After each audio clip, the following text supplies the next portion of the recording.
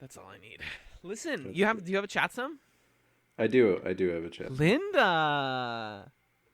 Come on, everyone, come here. Look at my co-host Linda. Let me tell you two things that I did. I thought about what my chatsum would be before the show. Mm-hmm.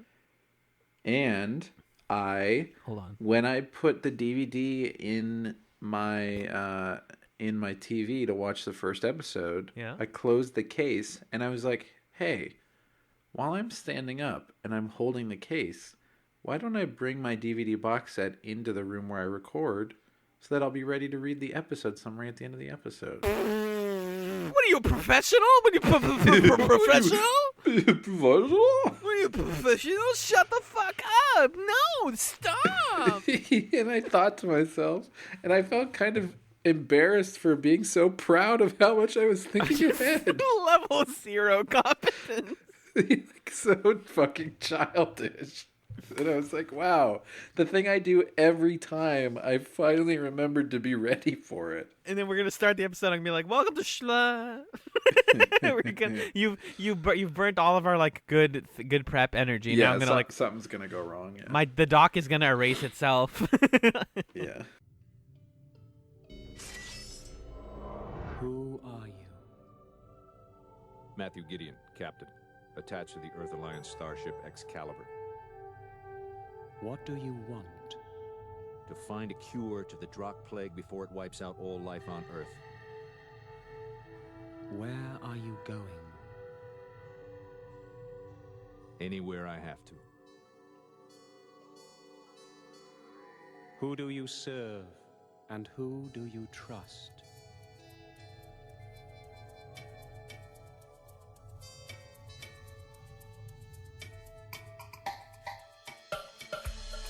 Hello and welcome to Chats, a television podcast. Season 6.5, Chatzylon 5 presents Crusade Chat.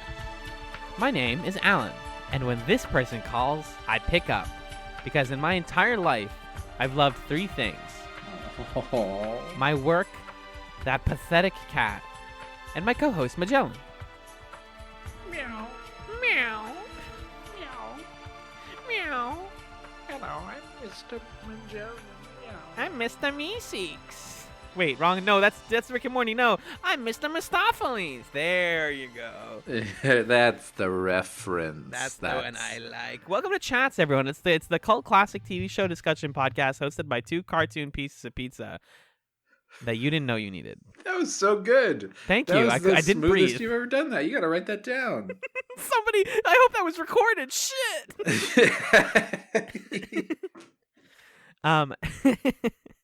Welcome everybody. Welcome Magellan as always here on the show. When you said that, I pictured that was the police squadron that monitors us saying that. Like, they've got their machines, one guy with like the headset up to one ear, and he's gesturing at other people to write things down. Write that down, write that down. When you said that, he was like, oh, come on. Somebody needed to get that. Did anyone get that? He hacked the system when he said the good line. Now all we get is his trash. Damn. When he talks about bad shows. Damn it. Damn. Oh, we haven't gone a good damn on Crusade yet. Damn. You know what I say to that? Damn. Can I get a sexy damn real quick? Damn. Oh. Was that good? I'm kind of sick, so I don't know if I can. Is that good? Go to your improv teacher right now. Tell them a joke and then go, that good? See what they tell you. Damn. Okay. Any good? Burger? Yeah, when I'm in the down below and I go to my favorite burger place and get a cartoonishly large burger. Damn. That good. That is good. If you don't know what we're talking about, this week on Chatzylon 5, we watched 2 episodes of Crusade. We watched The Rules of the Game and Warzone. First, we're going to discuss The Rules of the Game, which is JMS Order Episode 11. It's broadcast Episode 7, and it's on Disc 2 if you're watching from the DVD box set. This episode was written by J. Michael Straczynski. It was directed by Jesus Trevino. It aired July 21st, 1999, and it takes place sometime in late July of 2267. Magellan, what happened in The Rules of the Game?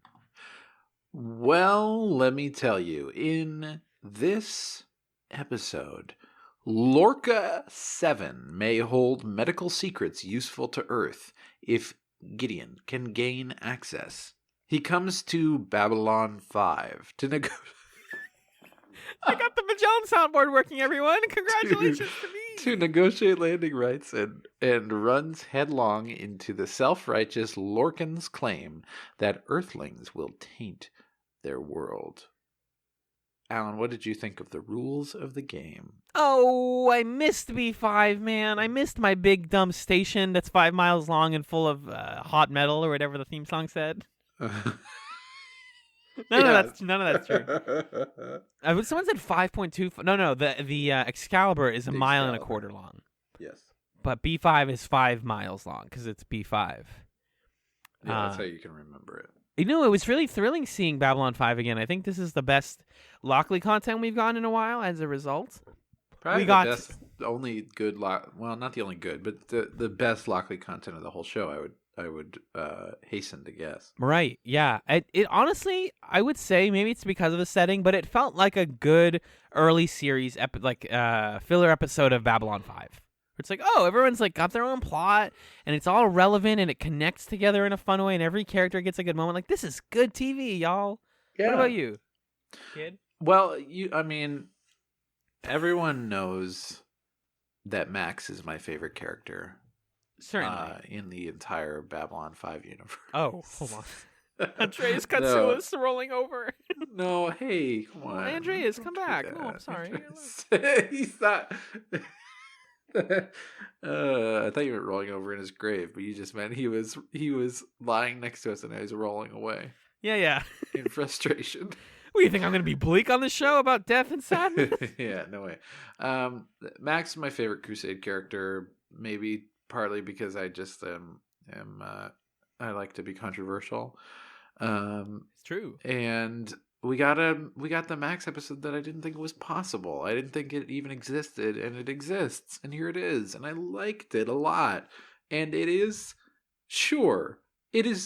a tired trope of this universe that people have ex-wives and ex-husbands, but I guess ain't that the thing of living? Ain't that this thing we call life, huh? We just spin around on this big blue sphere, and we just have ex-wives and ex-husbands, and that's kind of it. Yeah, ain't that the thing? No, dude. Ain't that the rules of the game? So I really enjoyed the Max plot, and I also really enjoyed Lockley and Gideon this time around. I think we were saying, was it last week that they had a thing? They've had a thing every week, man. No, they didn't. Remember, for a long time, we didn't think Lockley existed?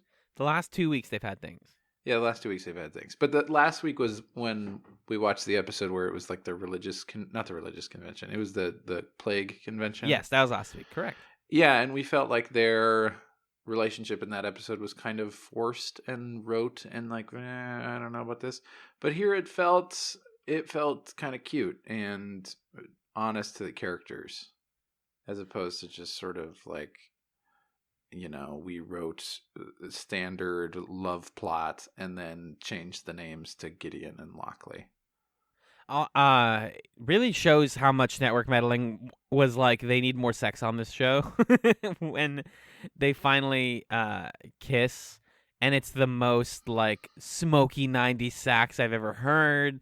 And they're really getting into it, and you're like, Gary Cole is not a good kisser, I think. It's a whole thing. He just doesn't. He's not like. He's like fine looking. I guess he's handsome. Yeah, he does like Grumpo really well. But he has like a moldable face. Oh my God, he's like a clay. Yeah, like he looks like he was kind of made of clay. Okay, that's fair. I kind of agree. I actually, since we last recorded, I listened to a lot more of Becoming Superman, JMS's autobiography. We've talked about it 1,000 times. But the reason I bring it up now is I've gotten through the top parts where he talks about Babylon 5 and Crusade. Uh-huh. Crusade really gets like maybe a minute in that whole thing, but basically amounting to getting conflicting network notes because as he found out a couple years after the show was canceled and after it aired and all that, a former TNT employee told him, like, yeah, they were trying to cancel your show because they wanted to use that time to broadcast more popular stuff, but they took you on so they could have the rights to what's it called? Syndicate Babylon 5. Babylon 5, yeah. That was the reason you got your show, which is like the saddest. And it shows because like this is a show that's a good writer being told to do dumb shit a lot of times. Yeah. Like the Max stuff being really cool, but then it's like, yeah, but he has to have an action scene and he has to have a cool gun that shoots out like collar spheres or whatever. I would totally wear one of those cool collars though if it was like kind of, it's like a little kinky, you know. I guess it is. In a way. Yeah. Sure.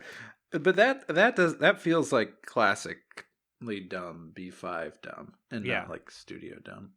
Studio dumb is just more the abundance of like kissing. Studio dumb is that just gelatinous sax playing while we see Gideon in the backlit antechamber to the shower taking his shirt off. Yuck TNT, don't do that. Yeah, like we never saw sex that heavily implied prior to it in B5. We saw one time Sheridan and Delenn were like, we just had sex. And one time we saw sex. And that's it. I think. Pregnant. And then maybe in one time Londo did sex. Pregnant. But there was never like a come into my bedroom. Taking off my shirt and nerd. Yeah, so all the network stuff does leave a little bit of an imprint, even on an otherwise really fun episode. I also was hearing that they really didn't want them to reference Babylon 5 that much, so it's kind of funny that they actually just got to put B5 in the show. Why didn't they want them to reference Babylon 5? Presumably because they were like, we want people to just watch the show as its own show. Like, don't make it so much of a connection thing. Like, let it be standalone so that people just watch it and don't like expect something else. Okay. Maybe because they didn't have the rights to B5 at the time. Well, it's easier for people to jump on if they don't need to know anything. Yeah. But I'm out here in the corner hooting and hollering because like we get to see a Brakiri and I'm like, whoa, those dudes are back. Yeah. I miss them. I'm in the corner watching you kiss her. Whoa. Right over here. Why can't you see me? That's on the karaoke list, by the way. Oh, that is for sure a jam. I was just reminded of a song recently that would be great for karaoke. What was it? What was it? I Will Consume Your Heart by Bare Naked. What are you saying? What's the song about? I Will Eat Your Heart. Oh, I'm sorry, everyone. Break Your Heart. That one? No. It's by Death Cab for Cutie. Oh. I Will Follow You Into the Dark? That's the one. I Will Eat Your Heart. I thought it was... No. It's like there's a song... Whatever. No one cares. Okay. Yeah. I think I sort of know what you're saying. No outsiders may land on Lorca 7. That's illegal. The reason for it is that these really corny looking like 60s glam rock rockers who are like 80 years old now feel like if humans or any other race come onto their planet, they're going to contaminate the race. Mm-hmm. Which is nonsense. Which is hilarious nonsense. But I just think those guys are really fun. I miss weird aliens like that. Counterpoint. As soon as I saw them, I was like, fuck, come on. Why do we have to look at a stupid alien? A stupid made-up alien that doesn't matter ever. I didn't like them. They were my least favorite part of the thing. Because they took away from the time I was spending with Max and with the, like, delightful Lockley Gideon flirting. But I think the flirting is just, like, aimless unless you... give them something to do. Oh, there's an aim. It's a pretty clear aim. Oh, is it them getting into the shower together and smooching? Yes, it's sex. Sex is the aim. They can't do that. That's not allowed. They did it. It's welcome to Crusade, my fellow. You're my fellow on this journey. I don't know. I think also their design I wasn't that into. The like rocks on their face and they're blue. No, that's cool. I don't know what it was. I don't know what it was. No, they're goofy. I do agree that they're goofy. when I saw them, I was just like, this is not what I'm in the mood for right now. Yeah, it's very like, oh, the alien makeup is here. Oh boy, because when you see the Brakiri, you're just like, the Brakiri look good. They still look good. No, they don't. They've always looked bad. But no, they've always looked good. Come on, be James was always cool. Be level-headed here. Yeah, James has always been cool.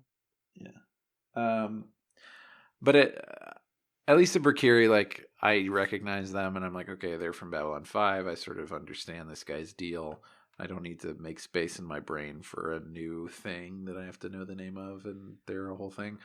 Also, I guess this is more a trend than it is like something to be upset or not upset about, but another plot where we introduce an alien race that's all about like secluding itself. Because the ones from visitors from down the street were also like, we're secluded and we don't want anyone coming to our world for their own reasons. It's kind of interesting when you watch Warzone that you learn like the orders given to Gideon are like, yeah, there's a lot of aliens out there who have the information we want. Go get it from them. Yeah. Because then it's this very imperialist thing where like all of the aliens we meet are like, you're not allowed to come here because we don't want you to taint our culture, which is like totally it's valid, you know? Right. These guys being crooks and liars is like a interesting wrinkle.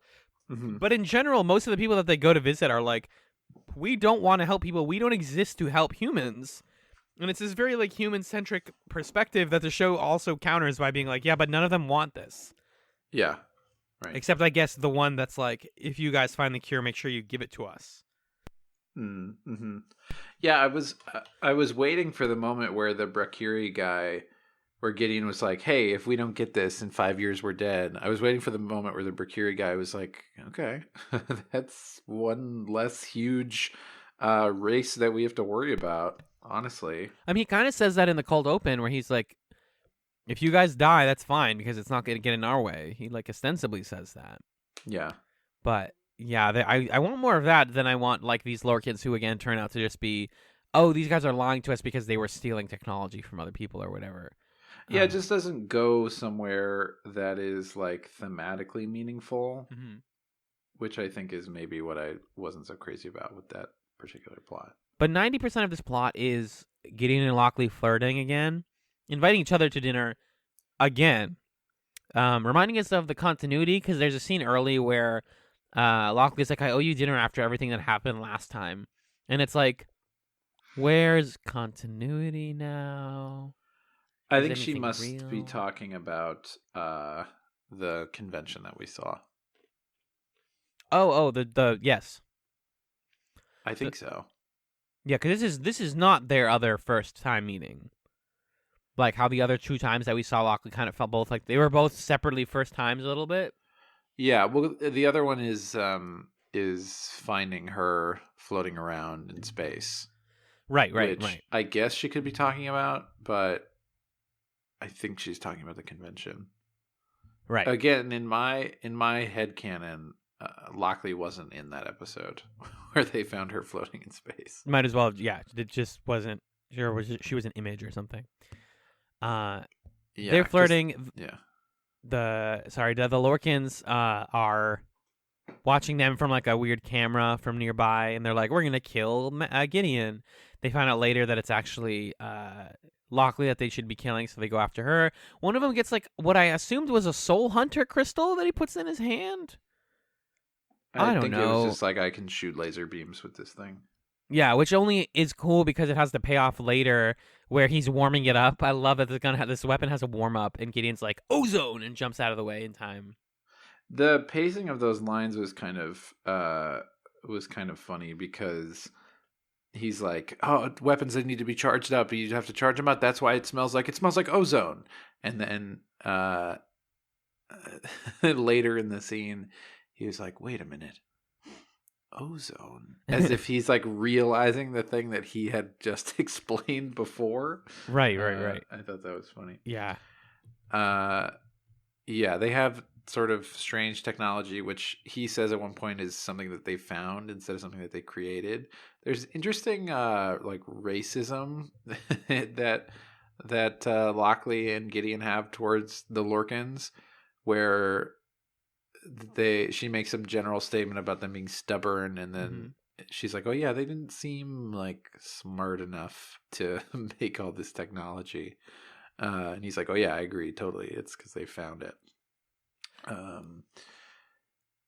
But yeah, that's really the whole thing. I don't know what else there really is with the Lorcans, except they also have this sort of like religious purity thing, and it's hard to tell if they believe it or if it's just a front to like For those be two bad guys, the manipulative. bad ones. Well, and the guy at the end where he says, Oh, yeah. Now we will let you, because what's moral superiority without a little temptation?" Good line. Good line. I thought it was cheesy, but it's fine. Crusade's a cheesy show. It is a cheesy show. That's true. But yeah, it was hard to tell how, and I think that's the point, how genuine this belief is held. I'm sure, as with many religious societies, the leaders of it see that it's BS and it's a tool for manipulation. Yes. And the people maybe genuinely believe it. Yeah. I think related to what you're saying, there's the part later where Lockley and Gideon, while flirting and getting his nasty vest, are like, he's like, I'm more open-minded, or she says she's more open-minded about other races because she works on a ship that invites all races from all planets, so she runs into a lot more different types of people, and he's like, no, you work in politics, like you like work in board meetings with like rich politicians. I meet people on the planets they live on. I'm more woke. I'm the better Twitter leftist. This leads to the best interaction between the two of them, though, where he challenges her to go out on Babylon 5 out of uniform, saying that nobody will recognize her because, quote, if the mayor of my town walked right up to me, I wouldn't recognize him, which is true. Even if he bit me on the ankle, he said. Right, which would be, that's just New Jersey, baby. That's what it's like. Yeah. That's just Brooklyn, baby. Who's the mayor? Is there a mayor of Brooklyn? There has to be, right? That's how that works. Yes. I don't know what powers that role has, but yeah, I think there is. It looks like somebody named Katie Gallagher is the mayor of Brooklyn. Yeah, Katie. Thanks, Katie. Yeah. So, but yeah, he makes a good point about like you don't recognize politicians unless they do something or like put their face out there, and she doesn't. So, nobody's gonna recognize you. She takes him up on that challenge. They go to a place that kind of looks like the Down Below, I guess. I think it was. Right? I think so. She's in plain clothes. We really haven't. Go ahead. They don't really explicitly say like, "Here's the Down Below," because I think what you're saying that they're not investing in like rebuilding the world of Babylon 5, right? And they don't want to use all this terminology people don't know, but I think that's what we're looking at. So this is a really specific reference to me and people who have lived and hung out around the Fenway area of Boston. The place where she gets the burger from reminds me very vividly of the food truck that's outside of the House of Blues on Lansdowne Street. Because when you're leaving the House of Blues, which is a music venue that's right next to Fenway Park, there's always a guy who's like handing out meat skewers, and he's like, "Get your meat skewers! You're all drunk idiots at 10 o'clock on a Friday. Get your meat skewers!" And I always want one, even though I know it's the worst decision of my life. And I just imagine Lockley is the person who said yes a couple times, and she's like, "Oh, he knows me now. He gives me a good burger." Yeah, that was really fun. I think that was what really cinched this plot for me as good. Because I liked some of their flirtatious dialogue as just fun flirtatious dialogue. Like when she says you want to get some dinner later unless you're busy, and he says, "Well, radium's already been discovered, so that's out." Like that's a line that you can put anywhere, and any smart aleck character can say it. But there's something really special and characterful about a couple things. Gideon saying like, "You're so detached," and I'm not. And then when she reveals that he knows her, and Gideon's like, "You cheated," I like that. That also fits with things that we know about Gideon. Exactly, yeah. It makes us understand why these characters would be attracted to each other, and why they would want to spend time smooching. Right, exactly. Yeah, which we get to as he smells ozone. They fight some bad guys, and then they win. Yeah, I sort of stopped paying attention, and Yeah. it wasn't clear to me how they won or what happened. Then they kiss in her quarters or his quarters. Then there's smoky sacks as they go to shower together, and we see like just a few too many seconds of them showering. I really didn't need this. Yeah, do we watch them showering or just undressing? We watched them kissing in the shower. Oh, would you? Yeah. I looked away because I was like, "Come on." You were like, I'm not allowed. My mom's gonna come in the room. No, it was just like, okay, we see Gideon walk in and take his shirt off, and then I was like, okay, now the scene's gonna cut. And then she walks in and takes her shirt off, and I was like, okay, now the scene's gonna cut, right? And then it still doesn't. And I don't want to make us sound at all like we are, chaste or we don't like sex scenes, because we spent so much of B5 being like, nobody here fucks, nobody here has like any sort of sexual chemistry or tension that's intentional. I just don't think that's the kind of like relationship that all these people have to each other. But this one makes sense. Like, it makes sense that these people are like sexually interested in each other, you know? Yeah, it's just like, but now this serves no purpose visually. Yeah, like, it's just titillating the viewer a little bit. But it's not even titillating though, because I think it's intending to.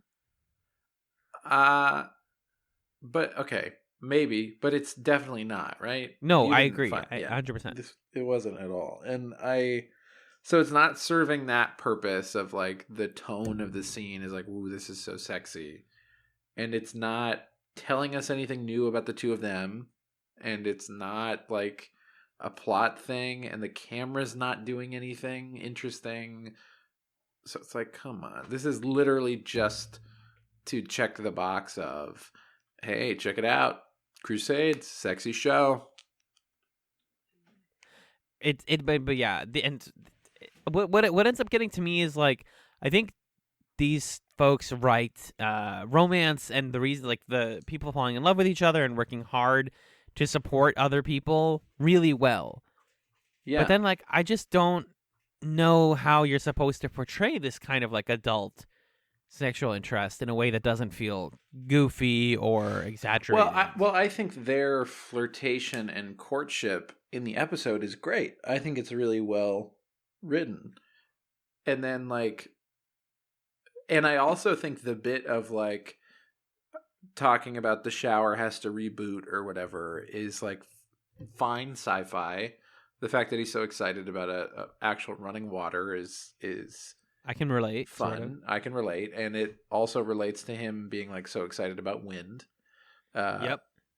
So that's all good. And then he's like, and we don't even have to wait for it to reboot because we can just shower together. Also good.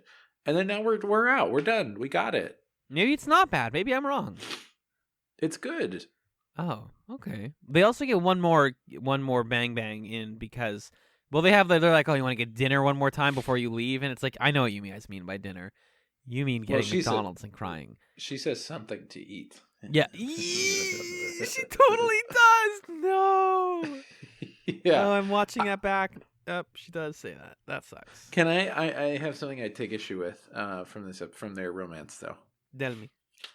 Which I texted you about it, which is that when they first go to get dinner, they go get dinner at the Eclipse Cafe when there's a fancy date restaurant upstairs.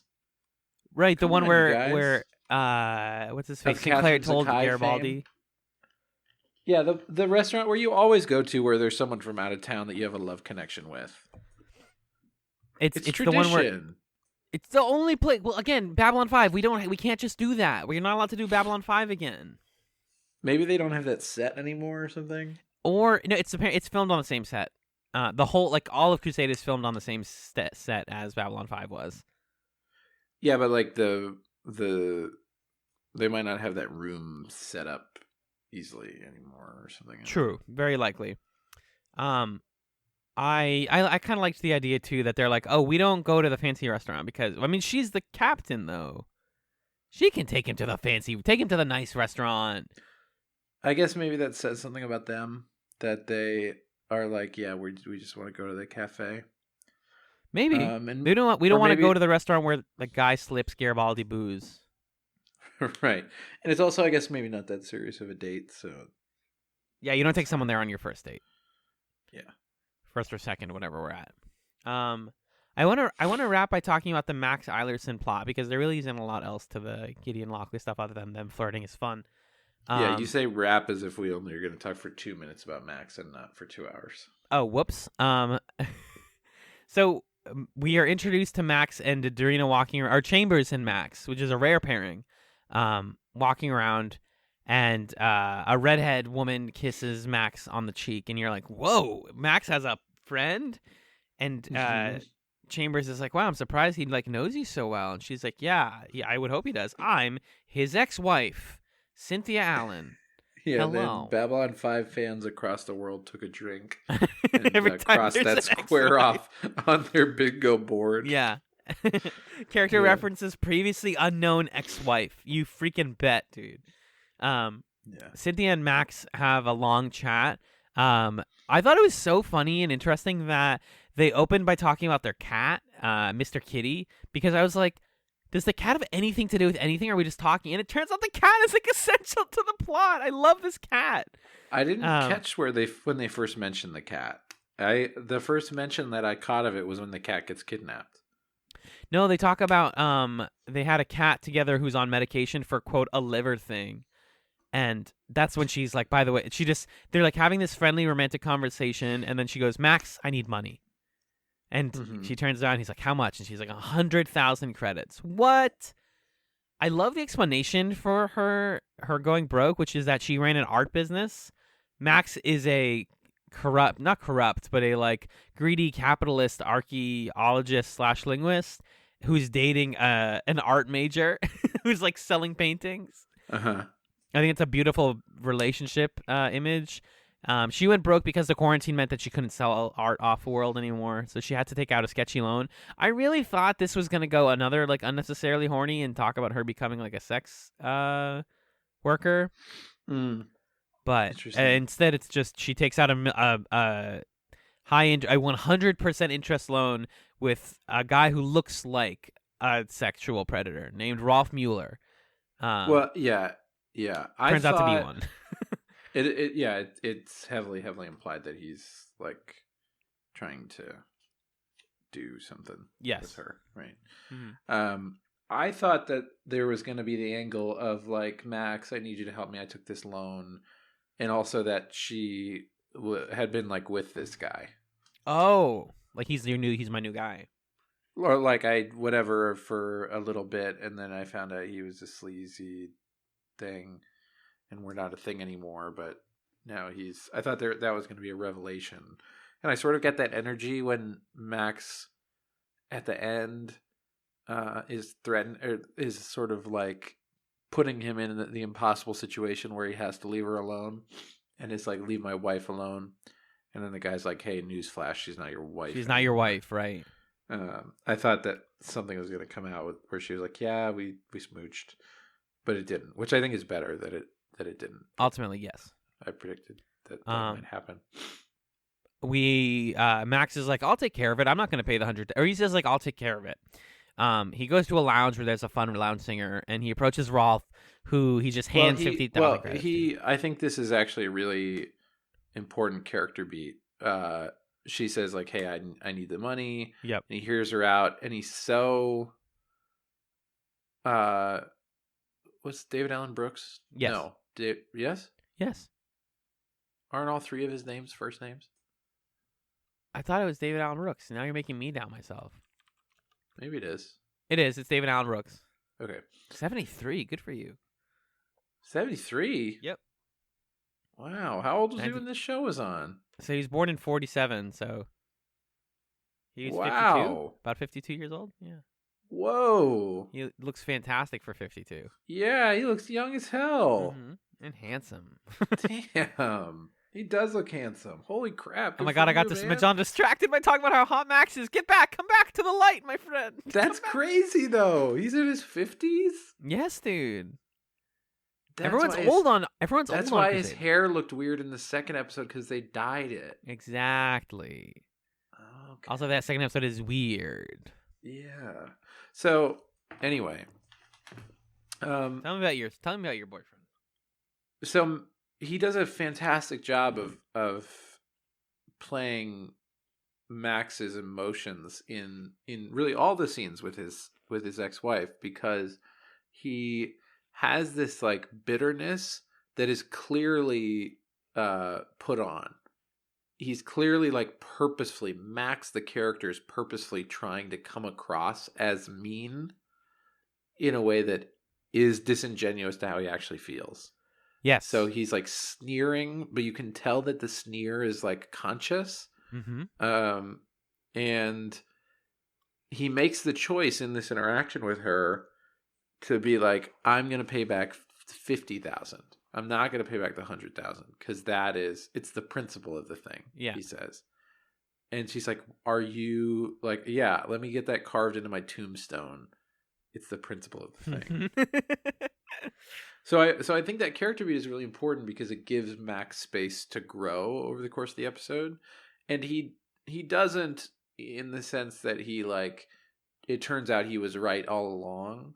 But the way that he ends up growing is you understand over the course of the episode that like he doesn't hate her. He isn't bitter towards her in the way that he's trying to seem. Yeah. He actually still just totally loves her and feels dumb that he loves her so much after what she's done to him. So I really, really like that. And, I think that that first scene between them is or the second scene between them is an important beat to understand, because he's sort of like, no, I'm not paying it. Grr, look at how angry I am at you for leaving me. Grr. Yeah. And maybe this is... Yeah, go ahead. Well, maybe this is David Allen Brooks, but I think that the part of the nuance in his performance is that he doesn't do the usual B5 thing of like, I'm going to go up to the guy and punch him in the face. Like, he's actually very measured and calm and cool about this stuff. I mean, he does like bring out a weapon, and the plot is solved by him arming his wife, basically.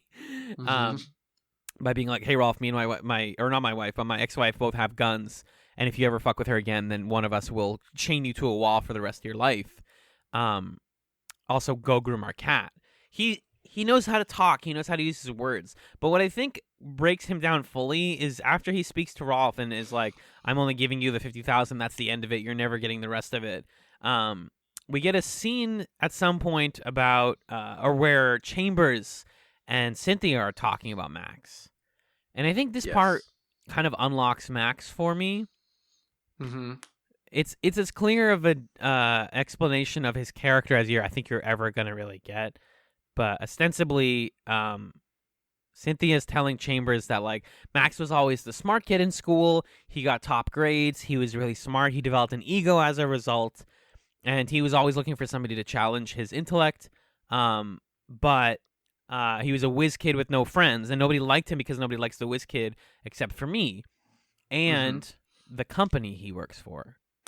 Or the two people, we're the two groups that like recognized his genius, or recognized rather his intellect, which I really don't want to use this show or any platform to like try and say that like the show is saying the thing about the author, because Death of the Author, Max is a character, he's not supposed to be a stand-in, but like JMS also overworked himself and like it was like obsessed with his job, and his wife was the only person that understood him for a while. Like that is totally textual. He's living this life. Yeah. And you kind of see it in like the way that he's like, I lost you, but I still like you, but like I'm not going to stop working because work is the only thing that gives me fulfillment. Like Max is a person who is entirely fixated on what his job does for him, and that's like the only thing that gives him satisfaction anymore. But then he sees this woman who's from his life, and he's like, "Oh my God, I had another priority. I had a cat. I had a wife. Like, there were kids, and like that. You realize that there's so much more to him that he wants to care about. That he's just been so wrapped up in like work and like the loop of things that he like lost sight of this. Yeah, and I think that's what works. What this validates for me in the read this builds really well from the episode where we see Max choose not to squeal about Dorina's fellow people, is that his sort of bluster about I'm committed to the company and corporations will live forever and I love money and all that stuff is he's those things. He's greedy and he's a dirty capitalist because that's what the corporation wants him to be. But I think deep down, like, what he cares about most is he just likes translating alien runes and like finding stuff and being smart. And what's fundamental to him is not these beliefs that he has about how the market should work or who should have control or power. It's just that this is the institution that made him feel like he fit in. And so he gave everything to it. And that felt really real, the way that she said, that's when I lost him. And yeah, even though this is all that we're going to get in terms of Max development, I think it's what I needed to understand where JMS was going to take him over the course of the show. Because I think what we would have seen is him over time become disaffected with like being the corporate man and working for IPX. And I'm sure he would have reached some sort of crisis point where like maybe they would have found a cure and then IPX would have been like, well, this is our property and now we're gonna like fix prices on it and sell it to every individual person on Earth. And he would have had to do something about that, you know?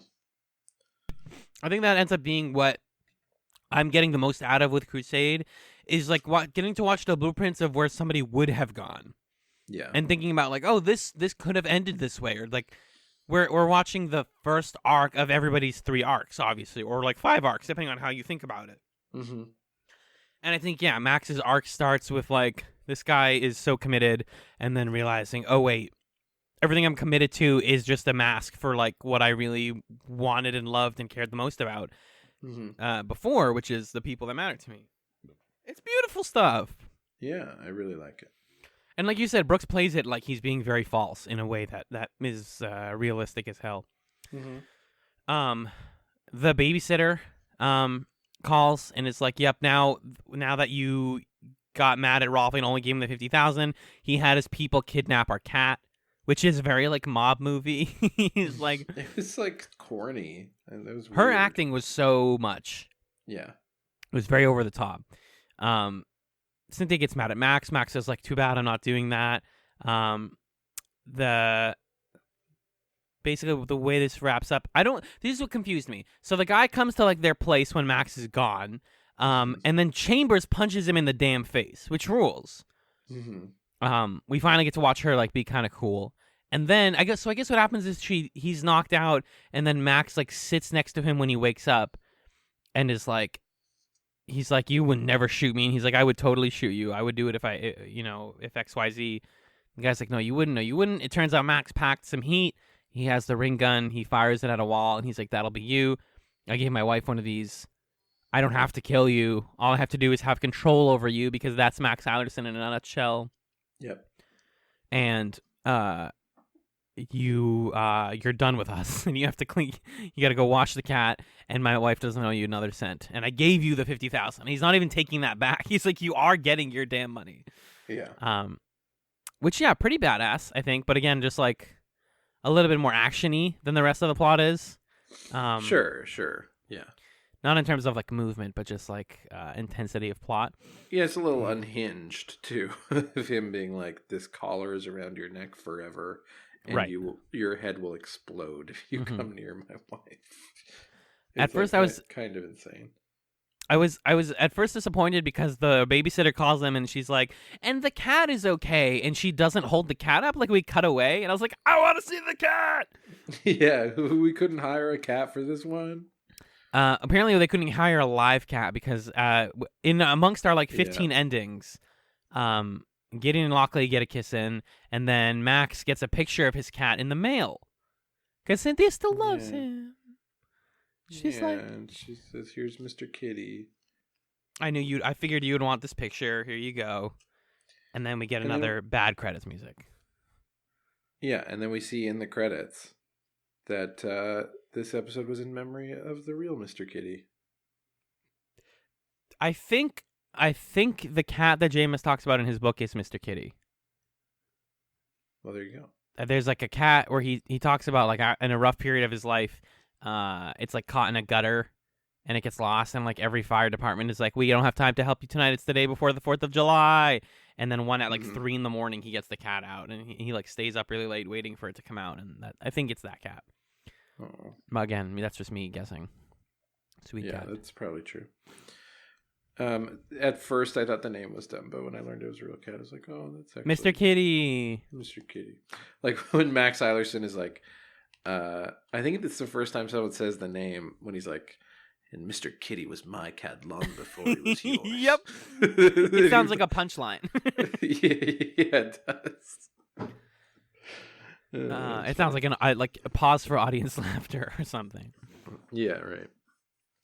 Do you have any stray notes about this episode? I know we've kind of been like all over the place, but no, I just was really, really happy to have a real Max plot. Loved that stuff. Yeah. Yeah, I adored it. Really helped me cut the tragedy of the second episode being as dire as it was. But we'll talk about that after the break. Yeah, let's do it. We have one email though. Can I read this one email? Yeah, we're recording ahead, so this is I guess we should keep that in mind. Yeah, okay, well, if we get more emails before the episode comes out, like significantly more, we'll tack on another email part, but okay, sounds good. This is our email segment. It's from Nick. This is regarding episode 71, which is 2 episodes ago. Forgiving some weak moments, I would still consider Each Night I Dream of Home as a good episode. Not amazing, but certainly good. I think it's great. Wow, fight me, kid. Okay. If Lockley and Franklin had met up, then we would have been forced to hear her tell him how she had this weird out-of-body experience when the Soul Hunter came on board, and she was a spiritual guide, and doesn't he feel the same way? I would love if anyone talked about the movies on the show. They won't. They will not, but... Yeah. He says, my fan theory, and I cannot be wrong unless JMS breaks his silence on Crusade, is that after the finale where Gideon is, spoilers for the show that didn't happen, where Gideon is shot and trapped in the Apocalypse box, we would have seen Lockley come on board and take command and lead the mission to rescue him from the box, which I think was a form of Soul Hunter tech, which had the ability to steal the soul before it left his body. Which is why it would be inside the box at the same time he was still alive. She gets help from a recast Soul Hunter because Martin Sheen isn't coming back to unlock it. That's a very cool headcanon version of that. Okay, sure. Yeah, I'll buy it. For how much, Majon? $1. Wow, he'll buy that for $1. He suggests that we drop the Avatar mailbag music the next time for nostalgia because the mailbag right now doesn't have any music. I don't want to get sued. I love listening to old Scape chats where it's like, I'm gonna let the music right out, and I like did not mix the music well enough, and you can't hear it. It's just silence. Ugh, I was a baby back then. One of his baby name suggestions for you, because I think we were talking about something you would name your child, is Justin Fluke or Justin A. Fluke, which no, veto, not doing that. No, veto that. Not happening. Regarding 7 Days, Majon's favorite TV show, he would rank it behind Sliders, even that he wouldn't recommend for pilot chats because as what season arcs they do try to develop never really go anywhere, even if there are fun individual episodes. Okay, all right. Mm-hmm. And the X-Files episode that Dan mentioned with the alien reveal is great. I'm starting to think that there should be a must-watch list of X-Files that you could watch. I know the previous rules of chats are watching everyone, but it would sadly be a point against Chats Files.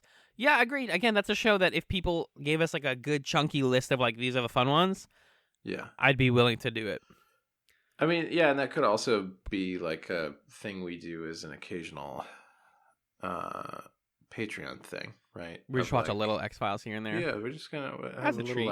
I stammered my way out of being able to get to that joke first. Stupid. The leader of the group in Patterns of the Soul, that's our sexy friend guy, what's his face? Robert Black. It's played by Brian Thompson, who's the actor I told you I most know from X-Files, but don't Google his role on that show because it would be a big spoiler. Okay. I already did it. I pulled a Magellan, everyone. I did it. You nasty man. Yeah, but we're not going to watch all the X-Files. It's a dumb fake show. He sent a bonus mail. Okay, well, I'll tell you who he is off mic. I guess I'll ruin it for you. Yeah. No. You're welcome. No, I won't do that. Don't worry. Thank you. Bonus mail. Reading up on the character of Abel Horn, who's our previous cyborg assassin character on B5. I forgot. Oh, that's a lot of names you just activated a lot of old memories. Yeah. Abel I'd rather Horn. not have to remember who Abel Horn is. He says it's possible that Bureau 13 is the same one that modified the soldiers we just met on Crusade. Okay, sure. All right. But apparently after that B5 episode, JMS found out that Bureau 13 name was used in a different property. Quote, it was decided to never use it again, with the in-universe explanation being that they were subsumed into larger organizations. Oh, because you were saying, like, just say it's the government or whatever? Or no, that was a pilot chats. I'm totally thinking of a pilot chats thing we talk. We record too many podcasts, America. What was that I said that in? That was X-Men. in X-Men, yeah. Yeah. X-Men. The actor that played Abel also played Mr. Jones on a Crusade episode. What? Wait. Cool. I'm not surprised. I thought Robert Black was Mr. Jones. Stereo, beautiful. This is now the second time. At least you got it this time instead of having a mental breakdown like you did last time where you're like, I fucked it up! Yeah, well, because now I remember that it's Ballad of the Thin Man that the song was. There you go. Yeah, I'll never forget it. Anyways, those are the emails we got, folks. Thank you, Nick. And you can always send us emails, chatspot@gmail.com. If you want to have your email read on the podcast. Yeah. Get a fun little email time, little snack'em. But Please before do. the next segment, we're going to have a brief musical break, and then we will be right back to discuss Warzone. Poison. Poison, poison.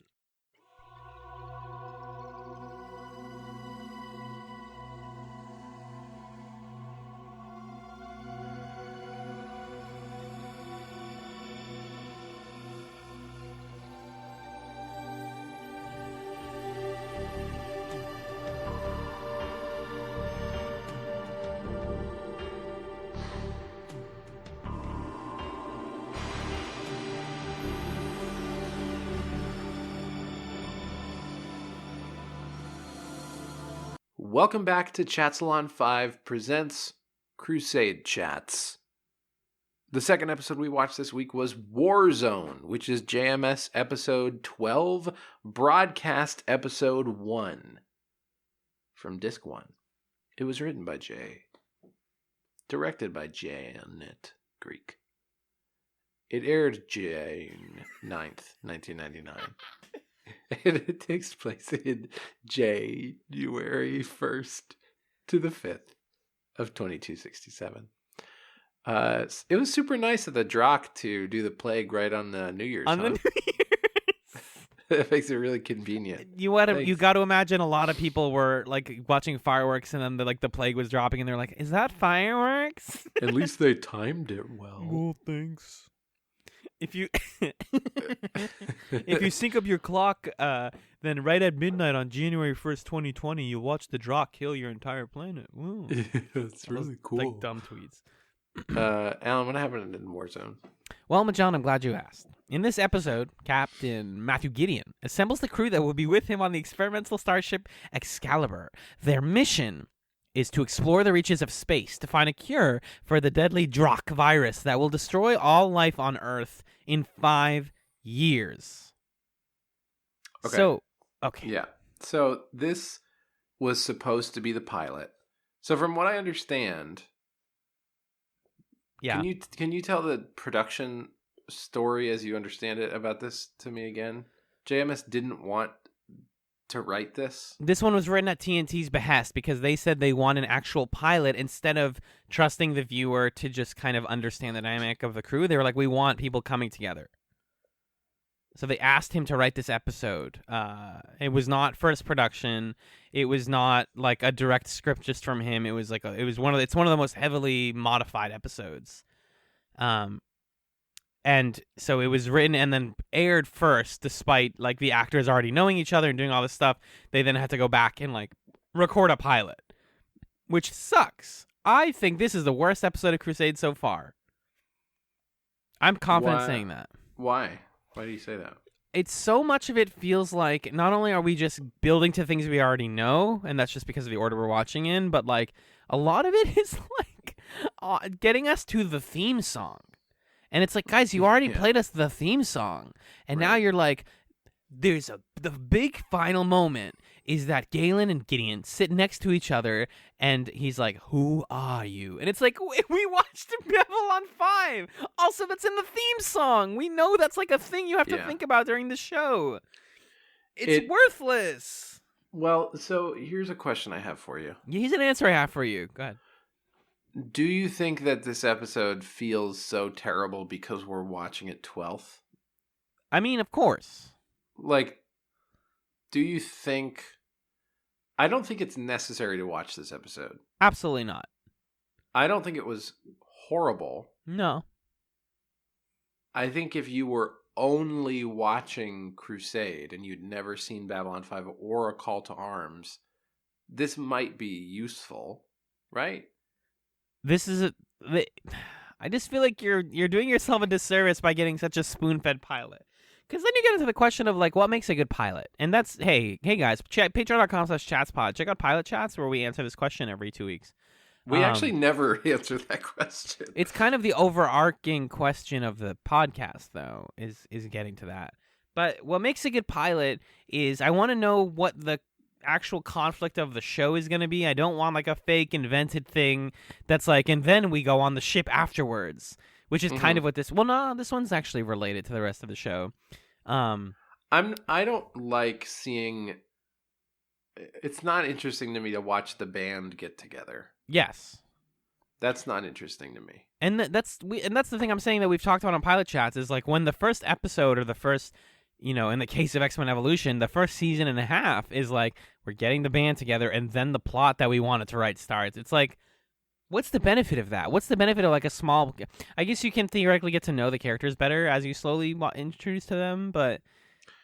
But you can also space that out throughout, like, the adventures are happening, and then you flash back to something, or then you take a week where things go slow, or, like, you cut between people on the mission and people off the mission. Like, there are other ways to do it, right? And it makes this episode feel really disjointed because it has... so many characters that need to be introduced and like set up and have their moment. The pacing is so weird. I was texting you because I was a little behind getting to our recording, and I was watching this on DVD, and I just have no way of seeing how much time is left in the episode on my DVD player.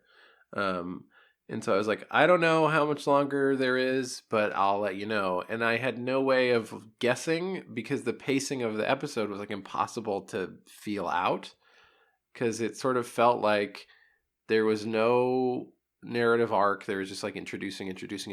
Now there's like this little thing where we're on the planet, and then that's over, and then the episode's still happening. And then it just ends when you meet Galen for real. Like when it ended, I was like, oh, okay. I'm going to come record now because I guess it's done. Because the credits rolled. It's so strange. I really want to drill down for a second on if we had to identify what makes a pilot good, or what do you need in a pilot for Crusade specifically? What do you think those things are? I want like an A and a B and maybe a C plot that like showcases all of the characters interacting with each other. Because this is an ensemble show. Like what I'm saying specifically applies to a dramatic ensemble television program. It's like set up a conflict or two, have them interact with each other, and within them have the characters interact with each other. So we learn who everyone is, we learn what their deal is, and we learn what we're all working towards. Yeah. This is like almost that if you really look at it on paper. And Babylon 5, I think, did exactly that. Yes.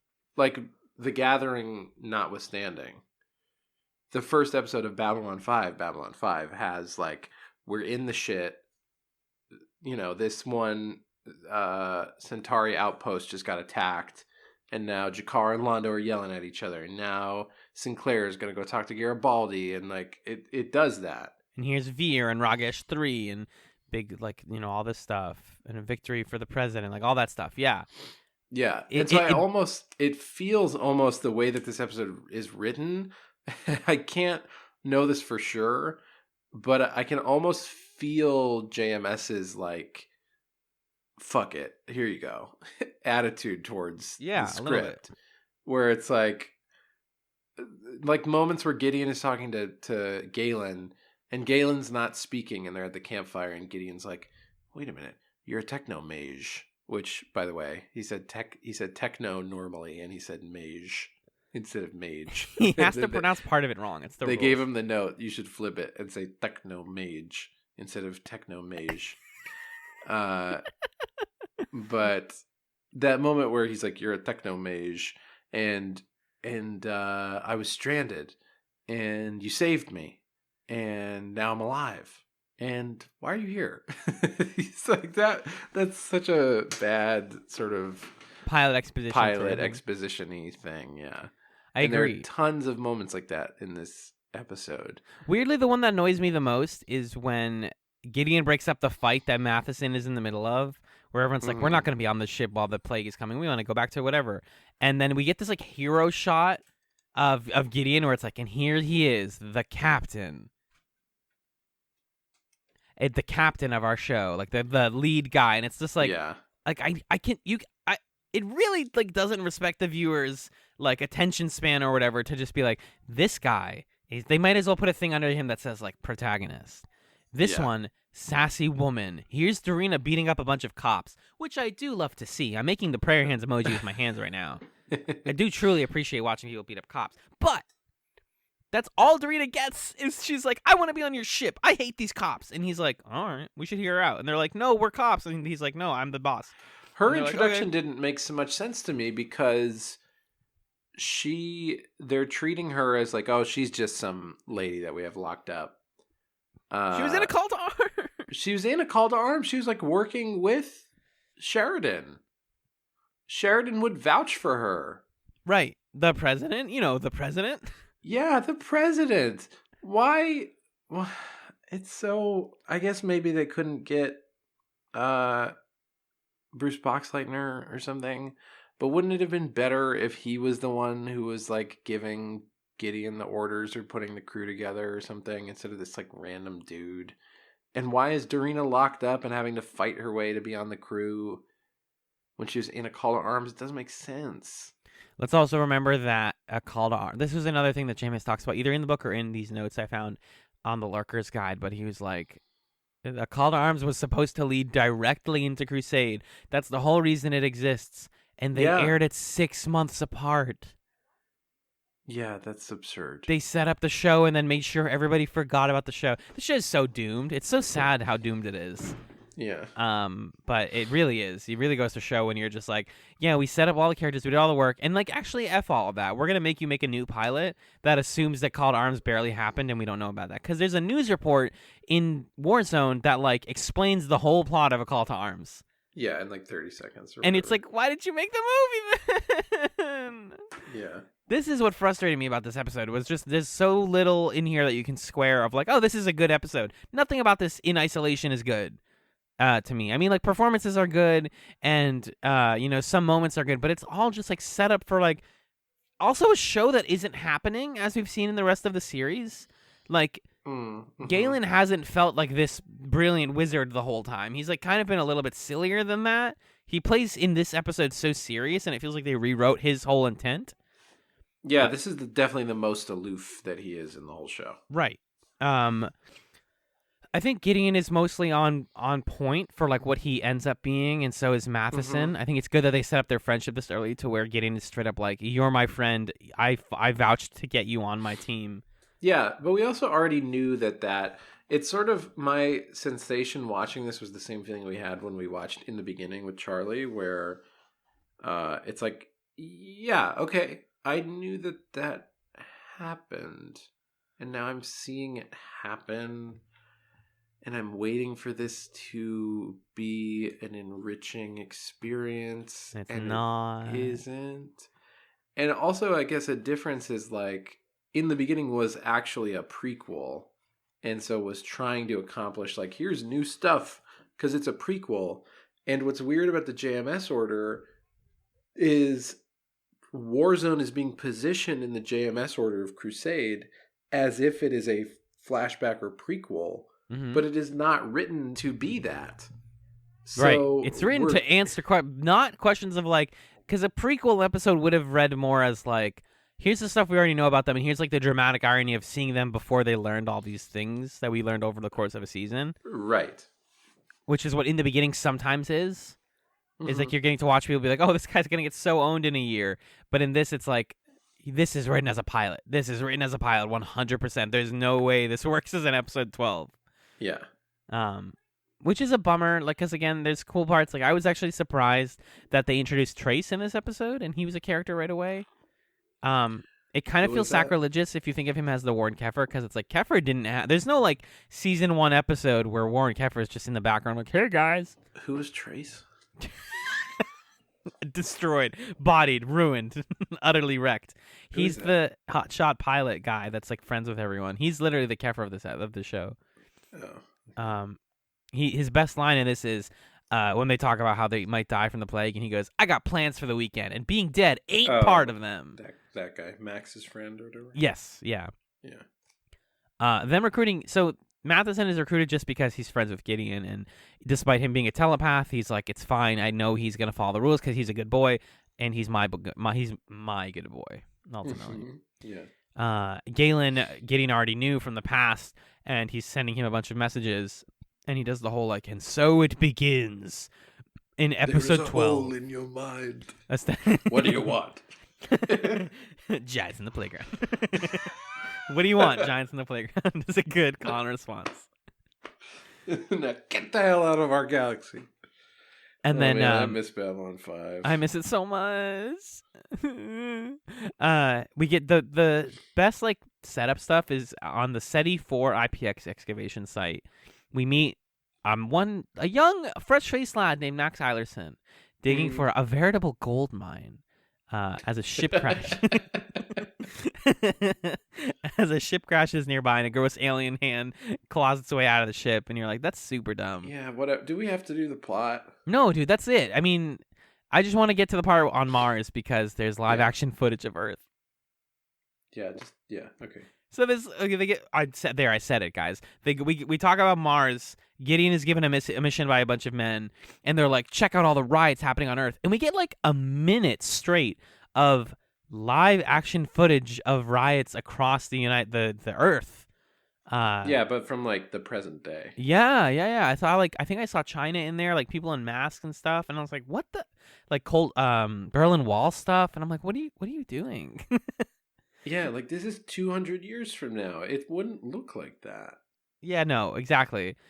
And just the 200 presence... years ago was 1820. Yeah. If you saw live footage of 1820 on the news, first of all, you'd be like, "Where'd you get a camera?"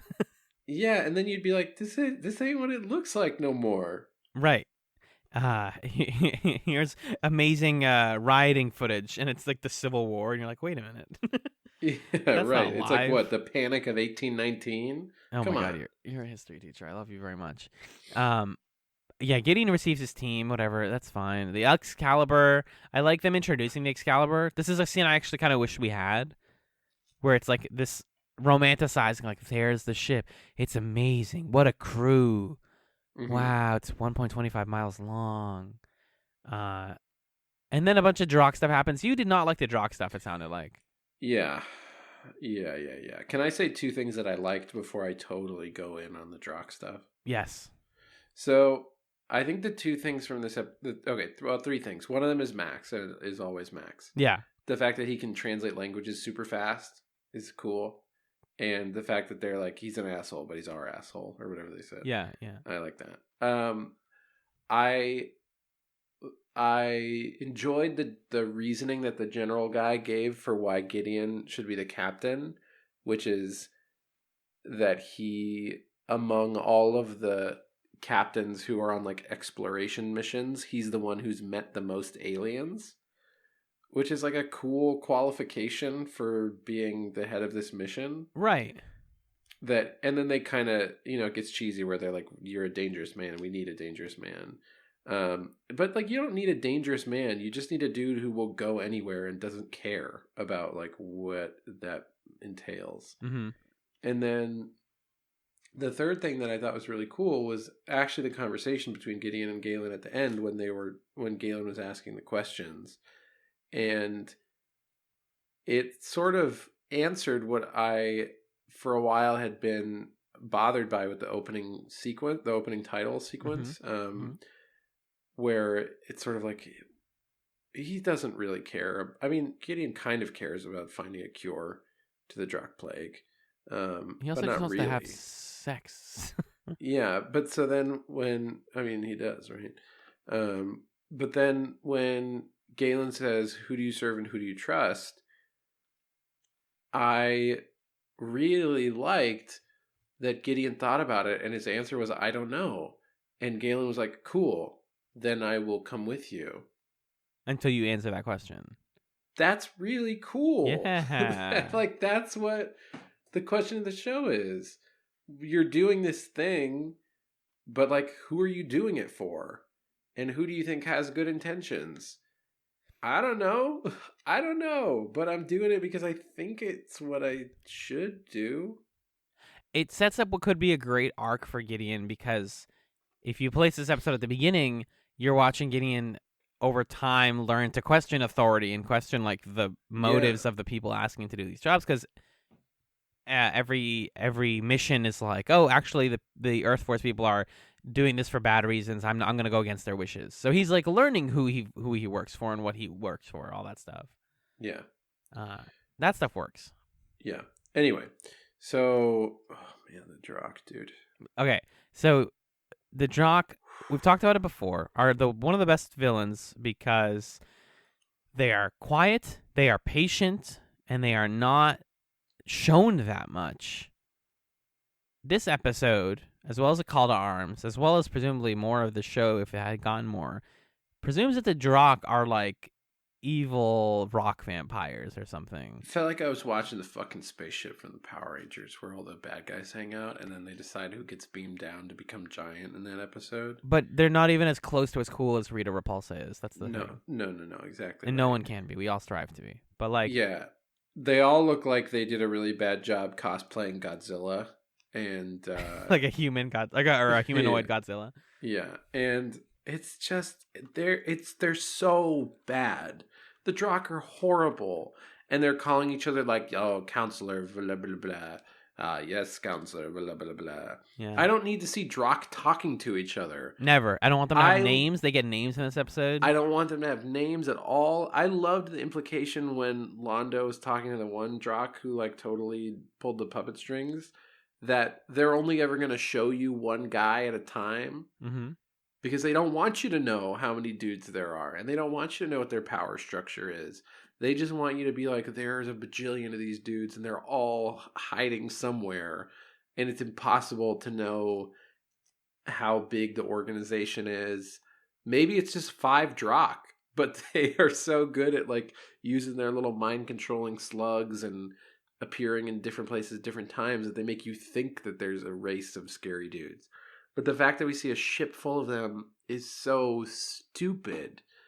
And that they are like going to pick off people and kill them is dumb. And then that the one guy gets captured and talks to them and looks like he's made of plastic is dumb. I hated the way the Drakh were portrayed in this episode. Such it's very a bummer. Because they were Yeah. so cool in Babylon 5. And the show doesn't have a good villain because the Drakh were just ruined. And this ruins the back like third of this episode for me, because so much of it is like the Drakh are attacking, fired the missiles.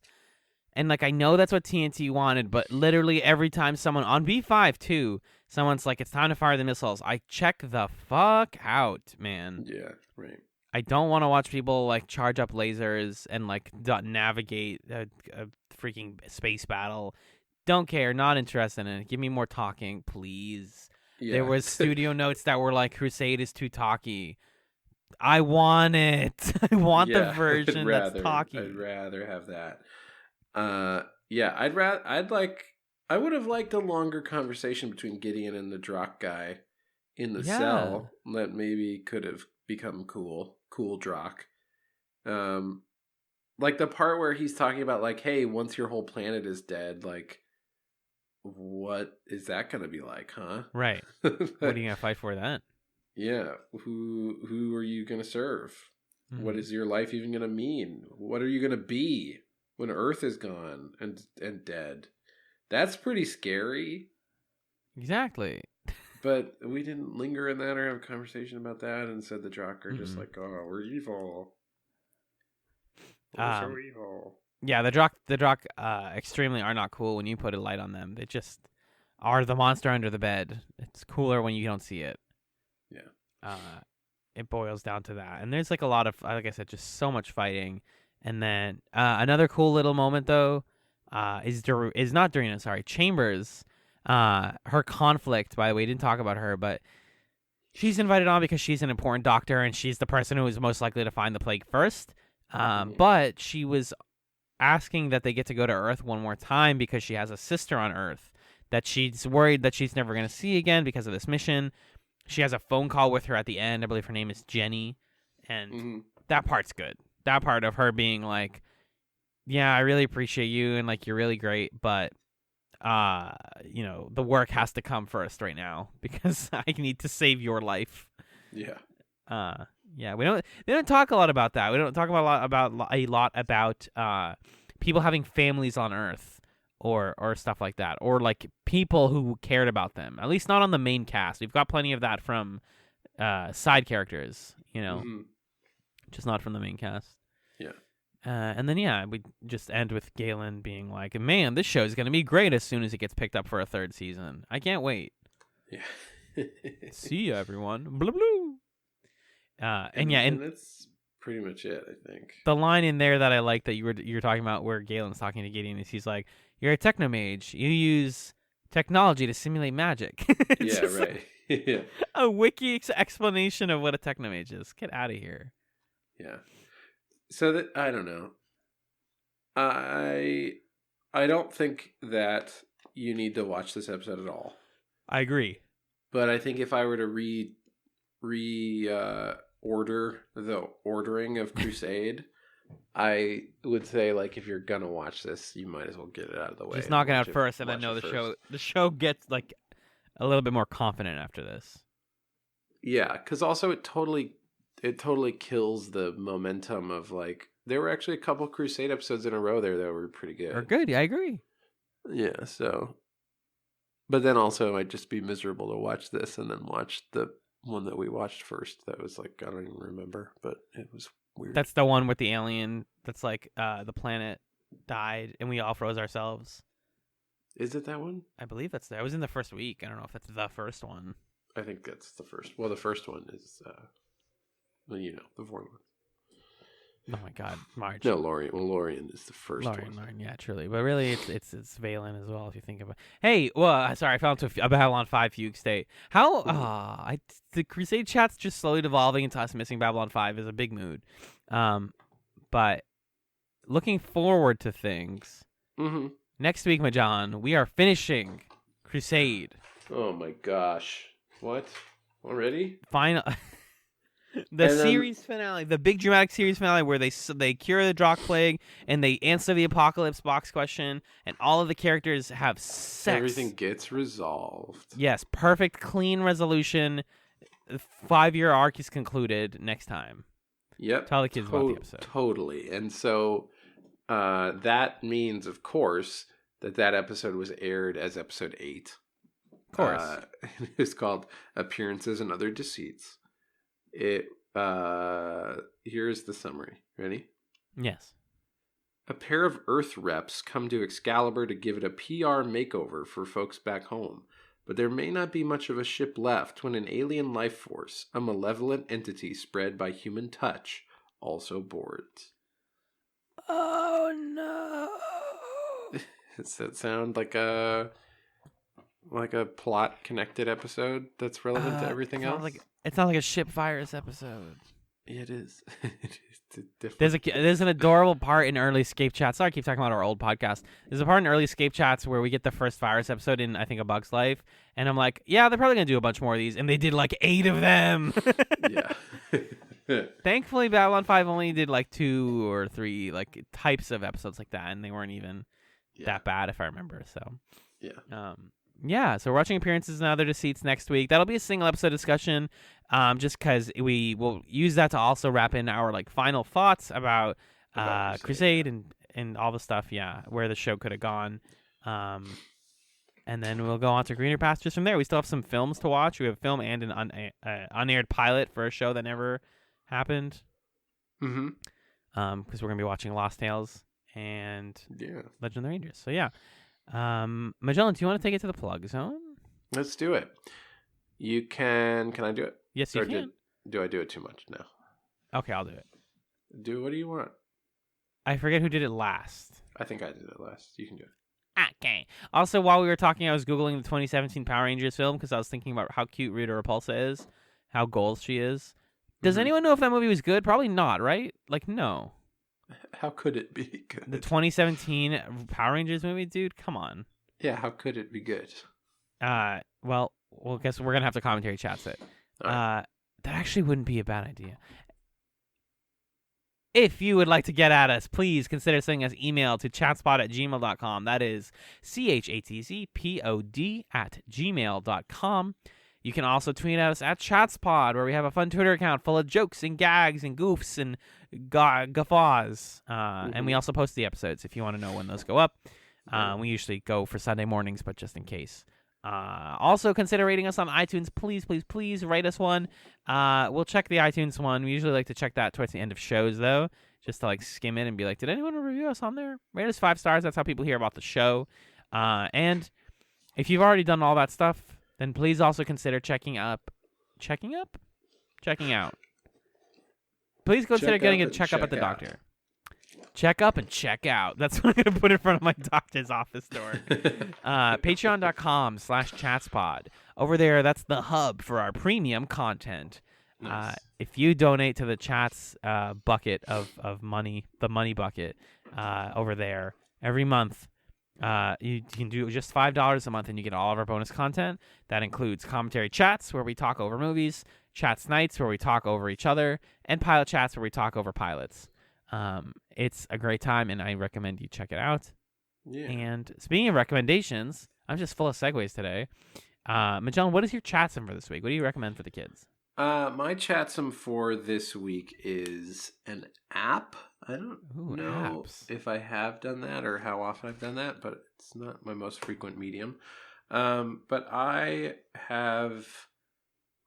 I just recently reorganized all the apps on my phone, and I discovered something that I had downloaded that I hadn't been using, that I intended to start using in the new year. And it's a habit tracking app called Productive. I have a bullet journal, which I think I talked about in an early chatsum a while ago. And that was episode 6, Chatzylon 5, episode 16, bullet journaling videos on YouTube. Yeah, there you go. And I use it to like have a visual record of habits that I do on a given day. But what I've found is that recording it in my bullet journal wasn't necessarily a good way of making sure that I did it, because I would take that record like at the end of the day. And so at the end of the day, you're like, oh, damn, I forgot to do all these things. Or like, well, I can't make time to do them now. It's time to go to bed. But what Productive does, and I paid for the like whatever premium year of using it thing. Mm-hmm. There's a free version, so I at this point I don't know what features I have that don't exist in the thing. But you can set habits and tell it like this habit happens every day, or it happens certain days. Like, hey, send me a notification at this time. And then the thing that I like about it is, and then it tracks data for like, hey, take a look at all the days that you did it. It tells you when you have like a perfect day. It tells you streaks that you have. It's an app that's really good about telling you when you're doing things that are good and not making you feel like stressed or guilty when you're not doing it. That's what I need. Like an issue that I have with Duolingo, for example, is they just send so many notifications when you're not doing Duolingo that it's like, guys, come on, now you're making me feel bad. And that's probably what they're trying to do. Yes, it is definitely what they're trying to do. But what Productive does is you can group your apps by morning, afternoon, and evening, and then you will have what is that called on the phone when there's like the number on the app icon that shows you like unread texts or whatever. I just call it notification. The iOS thing calls it badges. Yeah, the badge. It'll have the badge number, but the badge number will only apply to the habits that you have left to do in that part of the day. So like if you have 3 morning habits and you do 2 of them, by the time you get to the afternoon, the one that you didn't do, it isn't carrying over as a badge notification anymore. The app is sort of like, okay, morning's done. You didn't do it. We're not going to try to remind you to do it. And we're not going to like have it stack or add up. It's just you didn't do it today. So I like that. But then you can still like do it later in the day and do it. So it's just an app that's a really easy way to both remind me to do stuff and encourage me to do stuff in the part of the day where I actually would do it. And also it keeps a record of what you do and don't do. And it's called Productive? Yeah. That name, I'm like, bleh. But is it free? It has some of the features are paid. I don't know which features are paid because I paid the pay, but it's free. Now that's praxis. Yeah. Very cool. I like it. It's always good. Everyone has their own productivity method, whatever works for you. Yeah, and I'm only using it for habits. Like I think you can also use it for tasks and stuff, but I have my own. I use my bullet journal for tasks, and that's reliable enough. But I'm only using this for habits, and I'm liking it so far. Fabulous. Yeah. What's your chatsum? My chatsum is a little bit of literature, getting the kids reading. Books are better than most other mediums, to be honest with you. That's the secret. Yeah. And I'm trying to read more books this year. I feel like that's the second most common New Year's resolution after losing weight is to read more because nobody reads enough. And so I'm easing my way. What's up? I said I believe it. I believe that. Like Naruto says, I believe it. I'm trying to ease myself into reading more books, and I started doing that by reading a manga that people had been recommending to me for a while called Uzumaki. It's from Junji Ito. It's from the late 90s, I believe. And I just finished it. It's a really great, it's like a 3-volume little manga. It's a horror manga. Basically about this girl living in a small town that is plagued by a curse. You say she's just a small town girl? She's definitely living in a lonely world. Okay. She doesn't take any midnight trains anywhere, though, so, anywhere at all. Instead, she's trapped in this town where horrible, horrible curse things are happening. And, I had never gotten into Junji Ito's stuff. People have probably seen, like, his comics if you've been on Reddit or, like, on other parts of the internet before, because sometimes his, like, single, not, like, story-based comics will get posted online. The most famous one being the Amagara Fault story, the one where people are going into the holes into the mountain. Look that one up if you haven't read it already. It's really fucked, and also represents what I like about Ito's work a lot, which is that he will portray something that's so, like, primally scary and just terrifying and, like, makes you feel gross, and then make you laugh at the absurdity of it a moment later. I think, like, his work is so well formatted to manga also because the most common, like, scare tactic in Uzumaki is a bunch of people are dreading something. A bunch of people are like, I hope this doesn't happen. I hope it doesn't happen. Oh, last panel on the bottom left of the page, someone goes, oh my God, look at that. And then you, the reader, have to do the thing where you flip the page and you're like, ooh, there's a full page spread of somebody who's inside out. I got there. And, you know, obviously content warnings for, like, a lot of very serious gore. This is a black and white comic, but, like, you can definitely tell there's a lot of gore in there. But, like, I usually don't like gory horror. I think this one, because it's like longer, something about the length of it and like just the repeated tragedies that keep occurring around this town, it becomes absurd after a while. Like, it loops around from the first chapter where I'm like, oh, I'm so depressed. Like, man, we're all struck by our own curses in our own way. By like chapter 4 or 5, you're just like, this is a farce, bud. Like, this town never stops sucking. Everything here is the worst. Why doesn't anyone leave? It's just like, it ends up being legitimately very funny. I think that's where he succeeds, is like, oh, yeah, I guess everything is kind of effed. We can laugh about that and like come around on it. Yeah.